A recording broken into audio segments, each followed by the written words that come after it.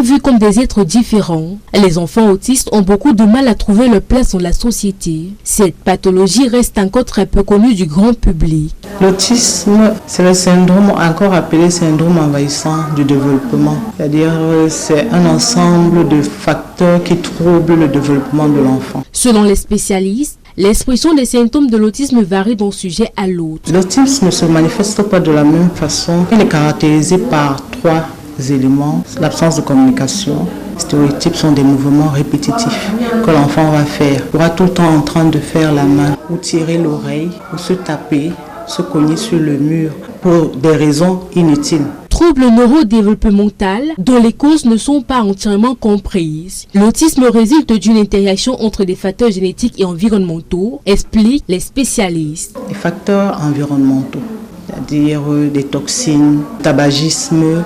Nous avons aussi les facteurs génétiques, c'est-à-dire des perturbateurs endocriniens qui vont perturber l'enfant, qui vont perturber le développement de l'enfant.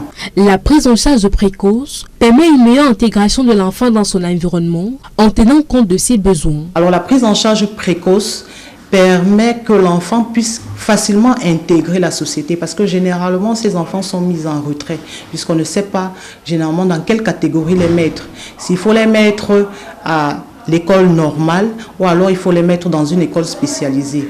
Dans une école normale, ils seront toujours mis à l'écart. Ils ne seront pas avec les autres parce que parfois la maîtresse n'a pas tous les outils nécessaires pour accompagner l'enfant.